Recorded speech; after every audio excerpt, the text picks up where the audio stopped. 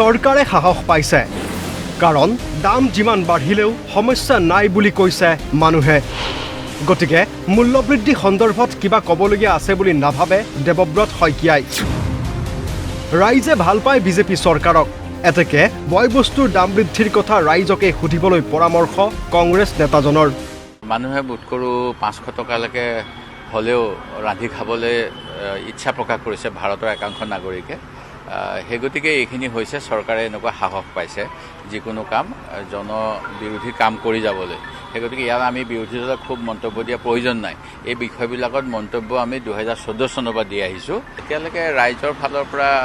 আপোনালোকে মই ভাবোঁ আমাৰ দৰে নেতাসকলৰ এতিয়া বিৰোধীত থকা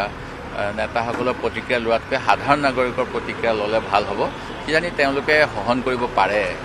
কিবা কাৰণত মানে মূল ইছ্যুৰ পৰা আঁতৰি তেওঁলোকে এতিয়া বিভিন্ন ধৰণৰ ইছ্যুত চৰকাৰক সহযোগিতা কৰি আছে মই দেখা পাইছোঁ এই গতিকে বোধ কৰোঁ সেই মানে যিটো বহনশীল উন্নয়ন কয় তেনেকৈ আমাৰ বোধ কৰোঁ সাধাৰণ নাগৰিকৰ মূল্যবৃদ্ধি সহন কৰিব পৰা ক্ষমতা যোৱা সময়ছোৱাত বিজেপি দলে বিভিন্ন ইছ্যু উলিয়াই পেলাই কৰি পেলাইছে সেই গতিকে ইয়াৰ প্ৰতিক্ৰিয়া ৰাজনৈতিক দলৰ ফালৰ পৰা হ'লেও ইমান গুৰুত্ব নাই বৈধ আৰু অবৈধভাৱে ক্ষমতা হস্তগত কৰাত সিদ্ধহস্ত বিজেপি একেটা বিষয়তে প্ৰতিক্ৰিয়া গৌৰৱ গগৈৰ বিজেপি দল মাত্ৰ ক্ষমতা কেনেকৈ মানে কাঢ়ি ল'ব পাৰে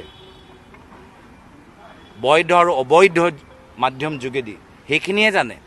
আৰু বৈধতকৈ বেছি অবৈধ মাধ্যমবোৰ ওপৰত বেছি তেওঁলোকে নিৰ্ভৰ কিন্তু দেশ শাসন শিক্ষা অৰ্থনৈতিক সামাজিক নীতি সংস্থাপন এই সম্পৰ্ক তেওঁলোকৰ জ্ঞান নাই এমাহ তেওঁলোকে পাৰ হোৱা নাই আৰু এতিয়া চেনি আৰু নিমখৰ ৰাচনবোৰ বন্ধ কৰি দিছে প্ৰতিখন এতিয়া বিল বৃদ্ধি হ'ল এতিয়া স্মাৰ্ট মিটাৰ ইলেক্ট্ৰিচিটি টোল ৰাইজে নিজে এতিয়া লাহে লাহে গম পাইছে যে এতিয়া এইখন চৰকাৰে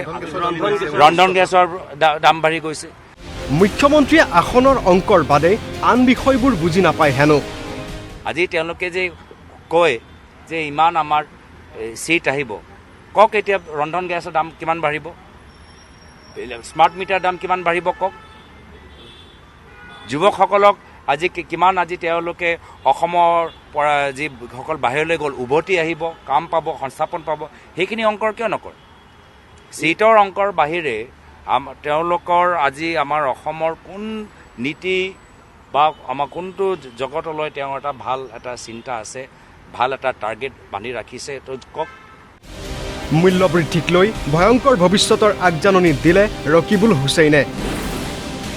আগন্তুক দিনত ভোক আৰু কনভয়ৰ চাইৰেনৰ মাজত যুঁজ হ'বলৈ গৈ আছে আপোনাৰ নিৰ্বাচন মূল্যবৃদ্ধিয়ে মানুহক যিটো জুৰুলা কৰিছে আজি আপোনালোকে সেই কথাবিলাক আজিৰ তাৰিখত লাহে লাহে লাহে গুৰুত্ব পাইছে যদিও কেইদিনমানৰ পিছত ইয়াৰ বিস্ফোৰণ হ'ব আপোনালোকে চাব এইবাৰতো নিৰ্বাচনত মেৰুকৰণে চূড়ান্ত পৰ্যায় পাইছেগৈ প্ৰত্যেকৰে এটা সীমা আছে 102টা সমষ্টিত জিকিলোঁ বুলি বিজেপিয়ে কৈছে ইয়াৰ পিছততো আৰু মেৰুকৰণৰ আৰু স্থান নাই একেবাৰে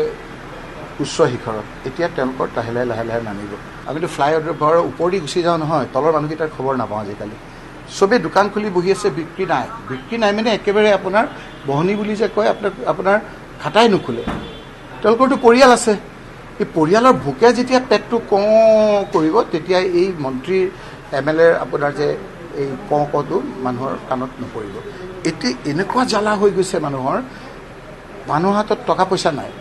ডক্টৰ শৰ্মা মন্ত্ৰীসভা সন্দৰ্ভত প্ৰতিক্ৰিয়া প্ৰদেশ কংগ্ৰেছৰ বিজেপি দুৰ্নীতিগ্ৰস্ত মানুহখিনিৰ ওপৰত কোনো ধৰণৰ পদক্ষেপ কেতিয়াও নলয় সমগ্ৰ ভাৰতবৰ্ষৰ ভিতৰত আন্দোলন চলি আছে যে কেন্দ্ৰীয় শিক্ষামন্ত্ৰী পদত্যাগ কৰক যিজনে এটা নহয় দুটা নহয় তিনিটা তেওঁলোকৰ মানে ডাঙৰ পৰীক্ষা মানে ব্যৱহাৰ কৰিবলৈ আজি বিফল হৈছে তেওঁকে পদত্যাগ কৰিবলৈ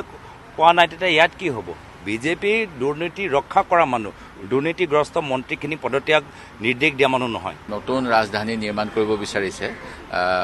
ডিব্ৰুগড়ত, তাৰ চেয়াৰমেন দিছে প্ৰশান্ত ফুকন ডাঙৰীয়াক। তেখেত আচলতে আটাইতকৈ জ্যেষ্ঠ বিধায়ক, তেওঁক দিব নোৱাৰি, ৰাজনীতিৰ কাৰণে সেইটো কৰিছে বোধ কৰোঁ। আৰু তেখেতটো মই জনাত কোনো আৰ্কিটেক্ট নহয়, তেখেতে কোনো প্লেনাৰ নহয়, তেখেত কোনো মানে ইঞ্জিনিয়াৰ নহয়।